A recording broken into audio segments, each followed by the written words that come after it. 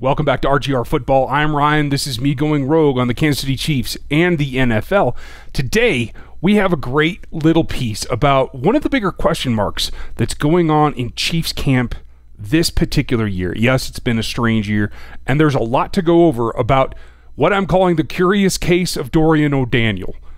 If you're new to the channel, make sure you hit the sub and the like and the bell notification right now. And turn the notifications on your phone so that you get them and you know when something new comes out. Because my cohort and I, Dan Harms, do a lot of film studying. We do a lot of analysis on these Kansas City Chiefs. And this player in particular is one that I get a lot of questions about. And it is a strange progression through his career that has been somewhat of a head-scratcher to this point.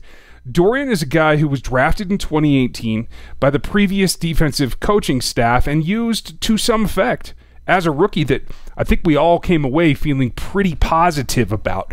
And it's something that when we look at his snaps at the time of his rookie year, a lot of up and down, but generally one thing stands out: that very good in coverage, above average, certainly, and at times very, very good. There are also some drawbacks, some tackling inefficiencies, as well as some run fits that didn't quite work out for him. Although I do feel that during his rookie year, he did progress, and that is certainly an important part of becoming an NFL player, not just getting drafted, but making improvements once you get there.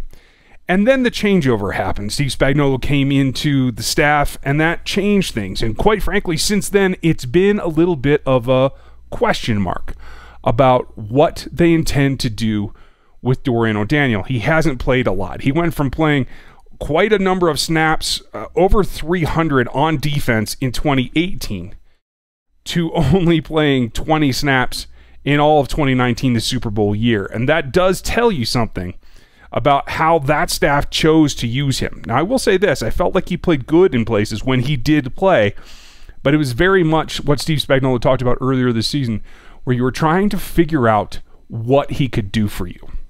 And that's still part of the ongoing process, I think, that has the coaching staff a little bit perplexed about what Dorian can help this team do. That's going to be something they're going to have to figure out, and it's going to be something they have to get squared away rather quickly, as they've gone through padded practices, and now they're getting to the point where they have to start thinking about the roster. And as we pull up a game against the Cincinnati Bengals, which is one from 2018 that I felt he played one of his best games. And you can see here, as you look at the screen, Dorian is the lone linebacker here in the nickel set against a 4-by-1 formation with a single back. You can see Braylon Speaks is down here too, getting some playing time.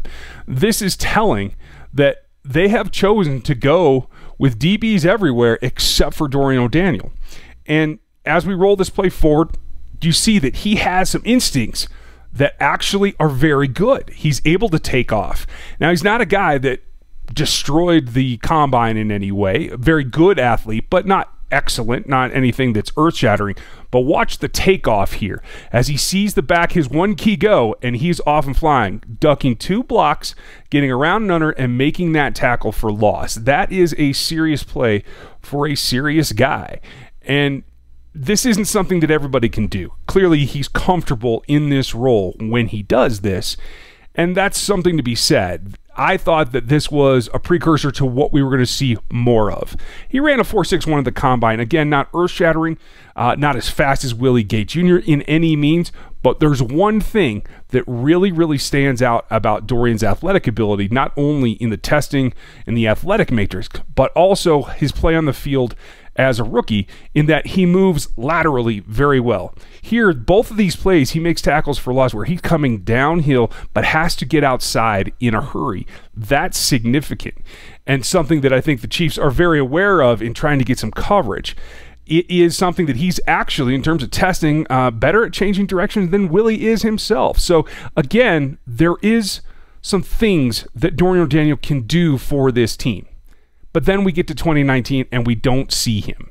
We don't see much of him at all until got a little bit of snaps. I think it was 5 snaps against the Los Angeles Chargers. Played good in coverage, did his job, got off the field, didn't get a whole lot of volume. But then it came to specific game plans, and that's where I think this ties into 2020, in that in 2019, it took almost the entire season for the staff to figure out how they wanted to use him. And specifically in the same matchup that the Chiefs will see week 1 of 2020 is what they saw in the divisional round of 2019. That is against Deshaun Watson and the Houston Texans. And this is where they used him. You can see Dorian lining up here. And this is a specific way. They did this a little bit with Reggie Ragland earlier in the year, and they're going to use Dorian's athletic ability to give them that edge over what they got out of Reggie, because Reggie's not quite the athlete that Dorian O'Daniel is. And in doing so, what we're going to get out of him is a guy that can feign a pass rush and just mirror, and allow no escape for Deshaun Watson. That's something that they needed. This actually was one of the earlier plays in the game that helped Frank Clark get this sack, because Dorian O'Daniel had cut off some escape routes that let Frank come around. And right here, Deshaun tries to escape but has nowhere to go up the middle and gets right into Frank. That's a serious thing that can help this team going forward, and they're going to have to get some play out of. Similarly, you can see again where Dorian's lined up almost in a feign A-gap rush and backs out of it. Just, again, shadowing. The Chiefs have gone at this point to a 1-2-3-man pass rush. Dorian shadowing, just spying the QB in case Deshaun Watson decides to take off. And what it allows him to do is be in position to not only corral Watson should he take off, but also by not engaging in this block here, not allowing himself to get tangled up, it allows him to come off the ball and make a play down the field as well. And despite Ben being in position, that's something that you have to have, where it's team tackling, and that's really key. Again, watch here as he does a good job of just dancing, keeping out of arm's reach of the offensive lineman who, should he get his paws on him, he's in serious trouble, and then sprint and go make the play. That's a nice play by Dorian O'Daniel and paid off for them early in the game. And then you have this play late in the game that really sealed the performance for him. And I think, again, similar lineup. They're going to rush 3, and he's going to shadow. Makes contact with that same guard.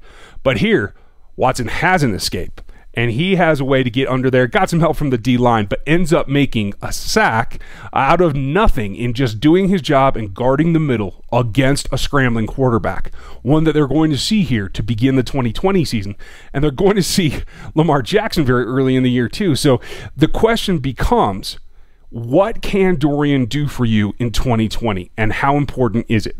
Right now we're hearing about reps that he's taking that are not so much up with the top groups.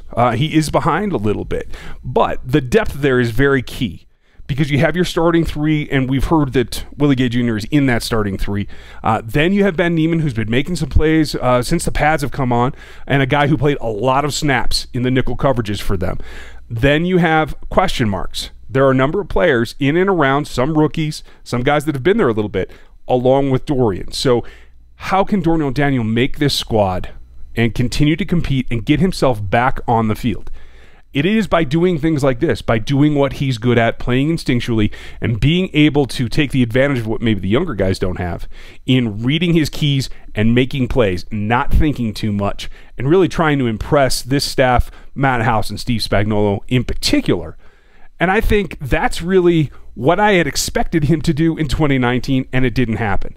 Now we're here a year later, and I'm still not sure. So I think this is going to be one of the keys that is really going to tell us where they're going, whether Dorian O'Daniel can make this squad this year or not. A few months ago, I would have told you it was a shoo-in. Right now, I think that's a little bit less clear, and I hope that he does. I want to see loyalty pay off and see a player that was picked for this roster in order to progress. I want to see that actually happen. My thought is that I think he makes this roster and does beat out a couple of other players, but there are no guarantees. So that comes down to it. What do you think? Is a bit player like this, a guy who plays a ton of special teams, give him credit for that too, but can do things like this that are very, very niche, that are very specific to the opponent, is that worth it? What do you think? Does Dorian O'Daniel make this roster, or does he get let go? I don't think he's even practice squad eligible because of his special team snaps. We'll have to check that. But let me know down in the comments, do you want Dorian O'Daniel on this roster? I certainly do. I'm interested to see what happens at the end of the day.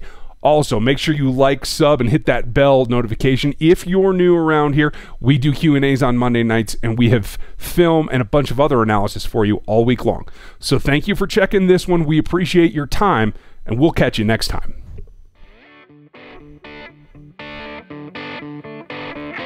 Thanks for watching this video from the team at RGR Football. Click these videos to see more, and subscribe to RGR Football.